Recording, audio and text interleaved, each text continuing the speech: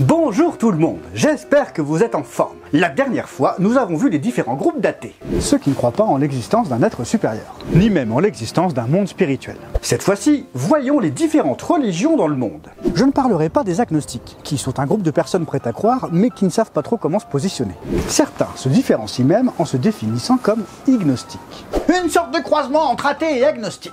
Un athée dirait « je ne crois pas que Dieu existe ». Un ignostique répondrait « je ne sais pas si Dieu existe ». En pleine recherche de spiritualité pendant plus de 40 ans, j'ai pu essayer de nombreux chemins sans vraiment trouver le chemin.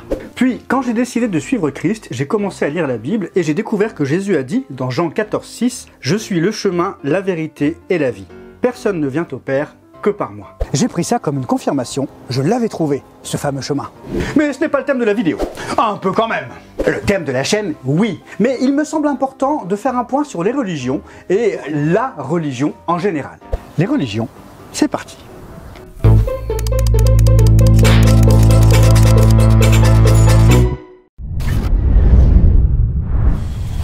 Au tout début, l'homme ne comprenait pas bien son environnement et rendait divin tout ce qu'il ne comprenait pas.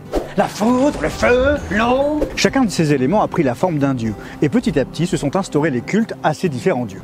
Le dieu de la moisson, de la pluie, de la fertilité, de la maison, du voyage... Petit à petit, les croyances se sont organisées autour de 4 grandes familles de religions. D'ailleurs, qu'est-ce qu'une religion?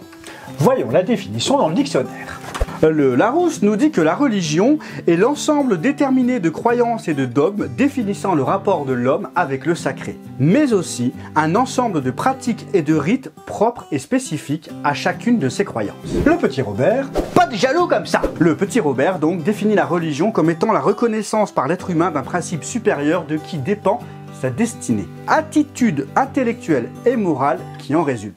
Il complète en ajoutant que c'est aussi un système de croyances et de pratiques propre à un groupe social. Reprenons donc les grandes familles de religions que l'on peut relever.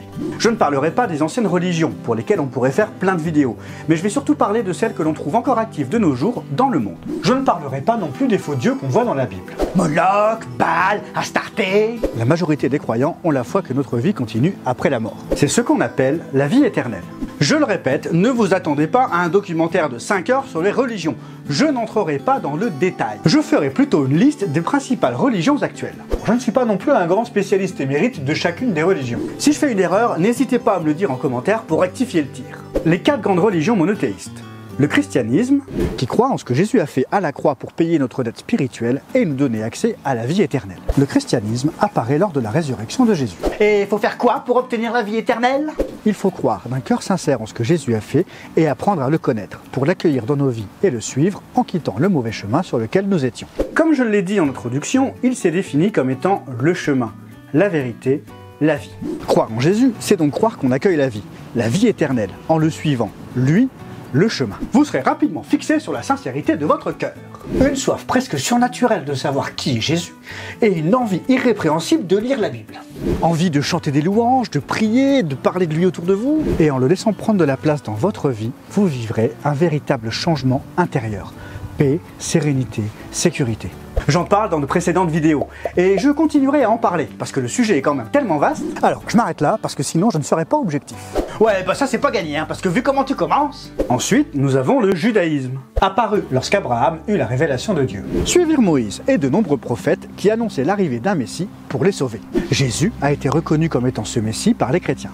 Mais tous les juifs ne l'ont pas reconnu comme tel. Certains le considéraient comme étant un menteur, un blasphémateur. Il a d'ailleurs été condamné par le Sanhédrin, grand conseil religieux de l'époque, qui ont demandé aux Romains de le crucifier. Se prendre pour Dieu. Mais fallait être complètement fou, ou alors être Dieu soi-même pour oser annoncer cela. J'ai d'ailleurs aussi fait une série de vidéos là-dessus. Les Juifs doivent se soumettre à la loi communiquée à Moïse par Dieu, que l'on retrouve dans la Torah, groupement de 5 livres dans le Tanakh, l'Ancien Testament de la Bible. La Torah contient des commandements de Dieu à respecter pour obtenir le salut, et donc la vie éternelle. Les 613 mitzvot. Après les Juifs et les chrétiens, un autre homme a reçu une révélation. Mohammed, qui fonda l'islam en 632 de notre ère. Les historiens pensent qu'à l'époque l'Arabie était polythéiste. Les peuples vénéraient plusieurs dieux. Mohammed reçoit donc la mission d'annoncer au peuple qu'il n'y a qu'un seul Dieu et qu'il faut s'y soumettre pour obtenir la vie éternelle. Et pour cela, il faut respecter 5 commandements. Croire qu'il n'y a qu'un seul Dieu, prier 5 fois par jour en se tournant vers la Mecque, faire l'aumône, jeûner pendant la période du Ramadan et faire au moins un pèlerinage dans sa vie à la Mecque. Oh bah 5, c'est quand même plus abordable que 613. Respecter ces 5 commandements te permet de valider ta vie de musulman auprès d'Allah. Pour ce qui est de la vie éternelle et de l'accès au paradis, eh ben ça dépend de tes bonnes et de tes mauvaises actions. À ta mort, tu files direct en enfer. Et selon les bonnes et les mauvaises actions que tu as fait dans ta vie, tu pourras sortir de là et aller au paradis. Donc il faut faire plus de bien que de mal pour aller au paradis. Logiquement oui, mais c'est Allah qui prend la décision finale. Donc, en tant que musulman, tant qu'on n'est pas mort, on ne sait pas vraiment où on va. Inch'Allah. D'après le Coran, Mohammed est le dernier prophète après Jésus et les prophètes juifs. Abraham avait 2 fils, Ismaël et Isaac. Jésus-Christ étant descendant d'Isaac, les chrétiens et les juifs sont donc spirituellement descendants d'Abraham par Isaac, les musulmans par Ismaël. Et donc ces 3 grandes religions ont un ancêtre en commun, Abraham. À la différence de la 4e religion monothéiste, le bouddhisme apparut en moins 500. On ne peut pas vraiment parler de monothéiste, puisque Bouddha n'est pas considéré comme étant un dieu, mais comme un guide spirituel qui est le premier à avoir atteint la libération, le réveil. C'est-à-dire un état dans lequel les désirs personnels sont éteints, au bénéfice de l'altruisme, penser aux autres avant soi. Les bouddhistes ne croient pas forcément en une vie après la mort, mais plutôt à un cycle de réincarnation de notre âme pour s'améliorer de vie en vie, jusqu'à atteindre l'état de transcendance, le nirvana. Après ces 4 grandes religions monothéistes, ah bah oui, je vous ai prévenu, on survole, on présente simplement. Nous avons les religions polythéistes. Monothéiste, un dieu, polythéiste, plusieurs dieux. Actuellement, nous avons l'hindouisme, fort développé en Inde. Pour la religion hindouiste, il n'y a donc pas un, mais plusieurs dieux. Voire des dizaines, des centaines, des milliers. C'est la 3e religion la plus répandue dans le monde, avec plus d'1 milliard de fidèles, après le christianisme et l'islam. L'hindouisme n'a pas un livre sacré comme la Bible ou le Coran, mais plusieurs écrits, comme par exemple, excusez mon accent, le Bhagavad Gita, écrit il y a plus de 2000 ans. Les hindous pensent que les hommes doivent parcourir les 4 âges de la vie, en commençant par étudier les textes sacrés dès l'enfance, avec si possible un maître, un gourou. Une fois adulte, le fidèle doit accomplir les devoirs sociaux et religieux du groupe auquel il appartient. Oui, faut aussi procréer, pour assurer une descendance et l'ordre sacré du monde. Suite à quoi, il doit se retirer du monde pour méditer. Méditer sur quoi? Sur sa vie, le monde, plein de choses, en répétant régulièrement des prières devant un yantra, un dessin géométrique et coloré qui peut s'apparenter au mandala bouddhiste, ce qui aurait pour effet de révéler des choses sur nous. Et qu'est-ce qu'il faut faire pour avoir la vie éternelle?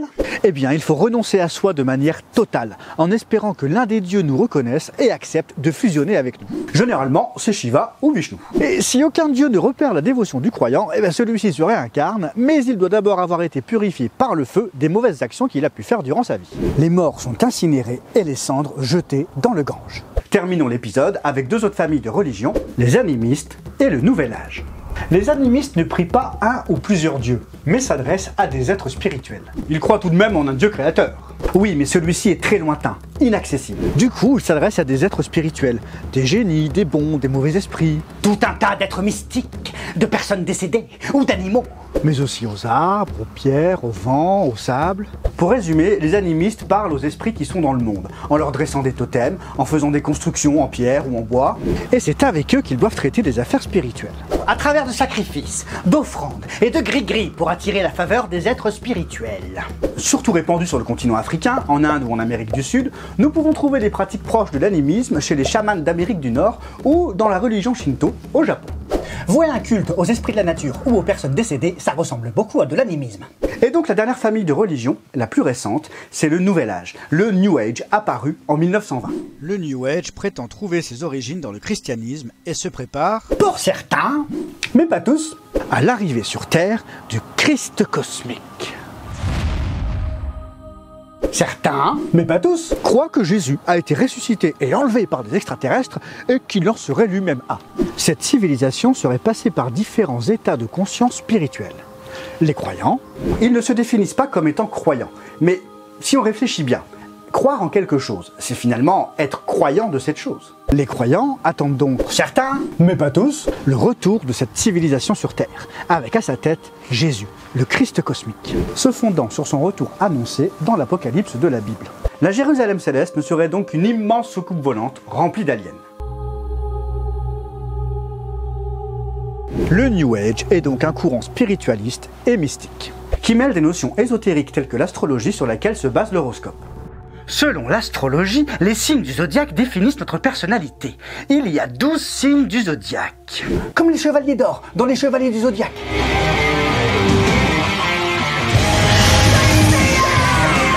Saint Seiya pour les puristes. Oui, ce dessin animé s'est fort inspiré de l'astrologie.